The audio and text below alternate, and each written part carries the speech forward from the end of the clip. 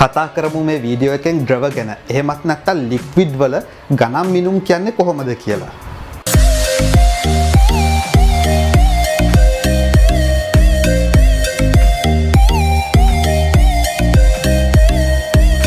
ආයිබෝවන් වණක්කම් අස්සලාම් බලෙක්කම්. ඉතින් මම මගේ මේ channel එකේ මීට කලින් වීඩියෝ එකක් කරා කොහොමද ගණන් කිරීම කරන්න කියලා. ඒකේ මම පළවෙනියට කිව්වා විශාල සංඛ්‍යාවක් කොහොමද ගණන් කරන්න කියලා. ඊට පස්සේ මම කිව්වා මේ විශාල සංඛ්‍යා ලක්ෂ කෝටි මිලියන බිලියන ගණන් වලින් කොහොමද ගණන් කරන්න කියලා. ඉතින් ඒ වගේ මම තව වීඩියෝ එකක් හදුවා ස්කන්ධය ගැන. එහෙමත් නැත්නම් ග්‍රෑම්, කිලෝග්‍රෑම්, මෙට්‍රික් ටොන් මෙන්න මේ වගේ එකක වලින් ගණනය කිරීම කොහොමද කරන්න කියලා. ඉතින් මේ වීඩියෝ එකත් ඒ ටයිප් එකේ වීඩියෝ එකක්. මම මෙතනදී කතා කරන්නේ ලික්විඩ් ගැන. එහෙම නැත්නම් ද්‍රව වර්ගවල කොහොමද ගණන් මිනුම් අපි කියන්නේ කියලා. ඉතින් සාමාන්‍යයෙන් ද්‍රව වර්ග එහෙම නැත්නම් දියර වර්ග මොකක් හරි ලික්විඩ් එකක් සාමාන්‍යයෙන් මනින්න ටිකක් අමාරුයි. මොකද ඒක එක විදියකට හිටින්නේ නැහැ, අර නිශ්චිත නැහැ, දාන භාජනය අනුව වෙනස් වෙනවා. මෙන්න මේ වගේ හේතු නිසා. ඉතින් ඔය මොකක් හරි ද්‍රවමය දෙයක් ගැන ව්‍යාපාරයක් කරනවා නම්, මොකක් හරි ලික්විඩ් එකක් ගැන මාකටිං ප්ලෑන් එකක් හදනවා නම්, එහෙම නැත්නම් කොස්ටිං ප්ලෑන් එකක් හදනවා නම්, ට්‍රාන්ස්පෝර්ටේෂන් ප්ලෑන් එකක් හදනවා නම් ඔයා අනිවාර්යයෙන්ම ද්‍රවයක් කොහොමද මනින්නේ කියලා අවබෝධයක් තියෙන්න ඕන. ඉතින් තාමත් අපේ සමාජයේ ඉන්න මේක ගැන හරියට අවබෝධයක් නැති කට්ටිය. ඉතින් මේ වීඩියෝ එකෙන් ඒගොල්ලන්ටත් හොඳ අවබෝධයක් ගන්න පුළුවන්. ඉතින් ද්‍රවයක් මනින සම්මත මිනුම් ඒකකය වෙන්නේ ලීටර් කියන එක. ඉතින් ලීටරයට එන්න කලින් මම මුලින්ම මිලිලීටර් කියන්නේ මොකක්ද කියලා කියන්න. ඒක ලේසි. ඉතින් මිලිලීටරයක් කියන්නේ සරලවම කියනවා නම් ඝන සෙන්ටිමීටරයකට වතුර ටිකක් දැම්මොත් ඒ ඝන සෙන්ටිමීටරේ පිරෙන ප්‍රමාණය තමයි මිලිලීටරයක් කියලා කියන්නේ. ඒ කියන්නේ මොකක්ද? සෙන්ටිමීටර එකක් දිග, සෙන්ටිමීටර එකක් පළල, සෙන්ටිමීටර එකක් උස, හරි 4S ඝනකයක් වතුර වලින් පිරෙවුවොත් ඒ පිරෙන වතුර ප්‍රමාණය තමයි මිලිලීටරයක් කියලා කියන්නේ. ඉතින් සාමාන්‍යයෙන් ඔය කුඩා ප්‍රමාණයේ පරිමාණ ගන්න එකෙන් තමයි මේක දාන්නේ. ඉතින් මේ මිලිලීටර එක වගේ ද්‍රව ප්‍රමාණයක්. එහෙම නැත්නම් අපි සරලව ගත්තොත් වතුර ප්‍රමාණයක් 1000ක් එකතු කරොත් මේ මිලිලීටර එක තියෙන වතුර බින්දු 1000ක් එකට එකතු කරොත් අපි එකට කියනවා ලීටරයක් කියලා. ඒ කියන්නේ මිලිලීටර් 1000ක් තමයි ලීටරයක් කියලා කියන්නේ. ඉතින් මේක තමයි අපි ලික්විඩ් වලට සාමාන්‍යයෙන් ගණිතයේදී යූස් කරන ස්ටෑන්ඩඩ් මිනුම් එකක දෙක. ඉතින් ඊට අමතරව එක රටවල් වල තවත් මිනුම් එකක තියෙනවා. ඉතින් සාමාන්‍යයෙන් අපි මත්පැන් මොන හරි බොන්න බාර් එකකට හරි රෙස්ටොරන්ට් එකකට ගියොත් එතන තියෙනවා ෂොට් කියලා මිනුමක්. ඒ ෂොට් කියලා ඉල්ලනවා. ඊට අමතරව අපි කිරි හරි මොන හරි එහෙම ගත්තොත් කප් එකක් කියලා ඉල්ලනවා.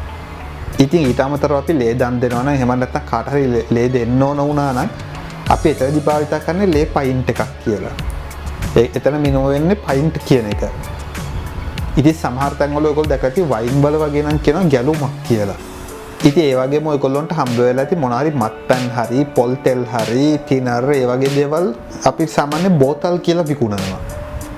ඊට අමතරව අපි ගත්තොත් සමහර වෙලාවට බියර්, වයින්, බොර තෙල් මේ වගේ ඒවා බැරල් කියලා විකුණනවා. ඉතින් මොනවද මේ මන් දැන් මේ කතා කරපු ඒකක? ඉතින් මේ ඒකක වලට කොච්චර මිලිලීටර් ප්‍රමාණයක් එහෙම නැත්නම් ලීටර් ප්‍රමාණයක් තියෙනවද කියලා අපි මේ වීඩියෝ එකෙන් කතා කරමු. ඉතින් මම මුලින්ම කියවනේ ෂොට් එකක් කියලා. ඉතින් සාමාන්‍යයෙන් අපි භාෂාවේදී කියන අපි පොඩි ෂොට් එකක් දැම්ම ඒ වගේ කියලා. ඉතින් මේ ෂොට් එකක් කියලා කියන්නේ මිලිලීටර් 44ක්. ඒ සාමාන්‍යව රෙස්ටොරන්ට් එකකට මොකකට ගිහලා අපිට මොකක් හරි මත්පැන් ජාතියකින් ෂොට් එකක් දෙන්න කිව්වම ඒගොල්ලෝ සාමාන්‍ය ස්ටෑන්ඩඩ් ගාන තමයි මිලිලීටර් 44. ඉතින් ඊළඟට තියෙන කප් එකක් කියලානේ. කප් එකක් කියලා කියන්නේ මිලිලීටර් 240ක්. ඒකයි හරියටම ස්ටෑන්ඩඩ් එකක් නෑ. සමහර වෙළඳ සමාගම් වෙළඳ සංගම් ඒගොල්ලොන්ගේ ඒ විදිහට ඒක වෙනස් කරගන්නවා. ඉතින් ඊළඟට මම කතා කරන්නේ ලේ ට්‍රාන්ස්ෆර් කරනවනේ. ලේ ට්‍රාන්ස්ෆර් කරනවා නම් අපි එතනදී කතා කරන්නේ පයින්ට් කියලා. ඉතින් මෙතන මේ පයින්ට් එකක් කියලා කියන්නේ මිලිලීටර් 473ක්. මිලිලීටර් 473ක් තමයි පයින්ට් එකක් කියලා කියන්නේ. ඉතින් ඊළඟට එන්නේ ගැලුම. ගැලුමක් කියලා කියන්නේ මිලිලීටර් 3785ක්. එහෙම නැත්නම් ලීටර් 3.78ක්. ඉතින් බෝතල් ගැනයි බැරල් ගැනයි මම වෙන වෙනම කියන්න. ඉතින් ද්‍රව පරිමාව ගැන කතා කරද්දී තවත් එකක් තමයි මේ බෝතල් කියන්නේ. ඇත්තටම ගොඩ දෙනෙක් පටල ගන්න තැනක් තමයි මෙතන. අපි හිතනවා බෝතල් එකක් කියන්නේ ලීටර් එකකටමයි කියලා. නැහැ. බෝතල් එකක් කියලා කියන්නේ මිලිලීටර් 750ක්. ඒ කියන්නේ ලීටර් එකෙන් 75ක්. ලීටර් එකකට මිලිලීටර් 1000ක් තියෙනවා.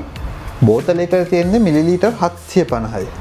ඉතින් මේකවට හරියට ෆීල් වෙනවා සාමාන්‍යයෙන් ඔය ලීටරේ තියෙන බෝතලයක් අරගෙන සාමාන්‍යයෙන් තියෙන අරක්කු බෝතලයක් අරගත්තොත් මේ මේ අරක්කු බෝතලේ දැම්මට මේ ලීටරේ බෝතලේ පුරවන්න බෑ.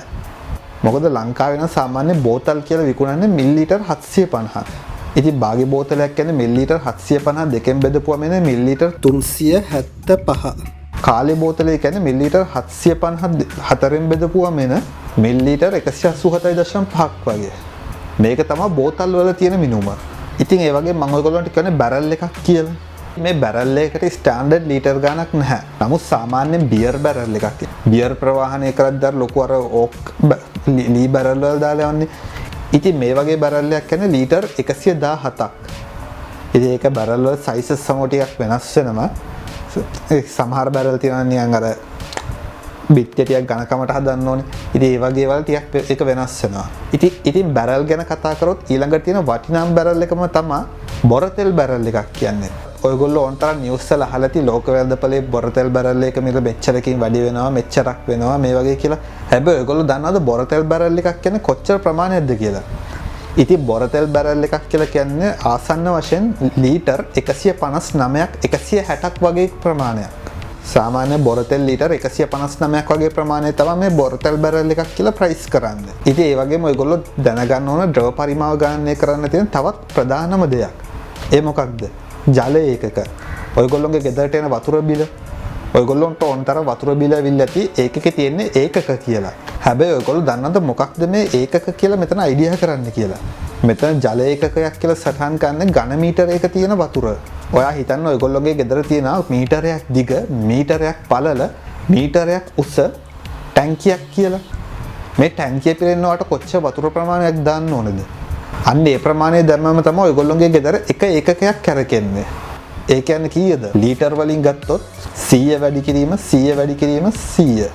ඒ කියන්නේ වතුර ලීටර් 1000කට. වතුර ලීටර් 1000ක් තමයි ඒකක එකක් කියලා ඔයගොල්ලන්ට වතුර බිල එන්නේ. ඉතින් මේ ටික තමයි ද්‍රව හා සම්බන්ධව ඔයගොල්ලන්ට කතා කරන්න තියෙන ඒකක ටික. ඉතින් මේව ඔයගොල්ලන්ට ව්‍යාපාරයක් කරනවා නම් එහෙම නැත්නම් ජීවිතේ එක එක තැන්වලදී යූස්ෆුල් වෙන්න පුළුවන්. ගොඩක් වෙලාවකට ඔයා ව්‍යාපාරයක් කරනවා නම් මේක ගොඩක් යූස්ෆුල් වෙනවා. මම කලින් කියවන වගේ මාකටිං වැඩවලට එහෙම නැත්නම් ට්‍රාන්ස්පෝර්ටේෂන් වලට කොස්ටිං වලට ෆයිනෑන්ස් පැත්ත බලන්න මේ වගේ දේවල් වලට මේ ඒකක අනිවාර්යයෙන්ම ඔයාලට වැදගත් වෙනවා.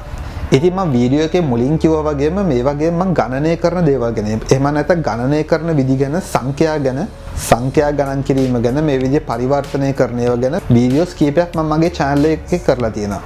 ඒකේ පළවෙනියට මම ලොකු සංඛ්‍යා කොහොමද ගණන් කරන්නේ කියලා දීලා තියෙනවා. ඊට පස්සේ ඒක කොහොමද ලක්ෂ කෝටි මිලියන බිලියන ගණන් වලට කන්වර්ට් කරන්නේ කියලා තියෙනවා. ඒ වගේම ග්‍රෑම් කිලෝග්‍රෑම් මෙට්‍රික් ටන් ගැන මම ඔයගොල්ලන්ට කියලා දීලා තියෙනවා. ඉතින් මේකත් ඒ වගේම වීඩියෝ එකක්. ඉතින් මම ඔයගොල්ලන්ට කියනවා ඔයගොල්ලන්ට අර සංඛ්‍යා ගැනත් අවබෝධයක් ලබා ගන්න ඕනේ නම් ගිහිල්ලා ඒ වීඩියෝසුත් බලන්න. ඉතින් දැනට මේ වීඩියෝ එකෙන් කතා කරන්න තියෙන මෙච්චරයි. ඔයගොල්ලන්ට කොහොමද වීඩියෝ එක දාන්නේ? පල්ලයි කමෙන්ට් එකකින් දාන්න, වීඩියෝ එක හොඳයි නම් ලයික් කරන්න, වීඩියෝ එක වැඩක් නැත්නම් ඩිස්ලයික් කරන්න. ඒ වගේම තමයි මේ වීඩියෝ එක ඔයගොල්ලෝගේ යාළුවොත් බලන්න ඕන කියලා හිතනවා නම් පුළුවන් විදිහට ඔයගොල්ලන්ට මේක ෂෙයා කරන්න පුළුවන්. ඉතින් වෙනද වගේ මම මගේ මේ channel එක ගැන කතා කරොත් මම මගේ මේ channel එකේ කතා කරන්නේ business commerce sector එකට අදාළ වෙන දේවල්. ඉතින් ඔයාලට YouTube එකට ගිහලා SL commerce කියන මගේ channel එකට ගියා නම් මේ වෙනකම් මම කරලා තියෙන videos ඔක්කොම ටික බලා ගන්න පුළුවන්. ඉතින් මේ videos උත් ගිහිල්ලා බලන්න. ඒ videos බලලා ඔයාලට හිතනවා නම් මගේ channel එක හොඳයි, මගේ channel එක subscribe කරලා තියාගන්න එක ඉස්සරහට ඔයගොල්ලන්ට හොඳයි. මොන හරි දෙයක් ඉගෙන ගන්න පුළුවන් වෙයි කියලා අනිවාර්යයෙන්ම අපේ channel එක subscribe කරගෙන යන්න. ඉතින් මම මේ වගේම සංඛ්‍යා ගණන් කරන තවත් හොඳ වීඩියෝ එකකින් ඉක්මනටම ඔයගොල්ලොන්ව හම්බ වෙන්න එනකම් ඉතින් එතකන් ඔයගොල්ලෝ ඔක්කොන්ටම goodbye ciao god bless හොඳින් ඉන්න අපි ගිහින් එන්න. Lesson loaded.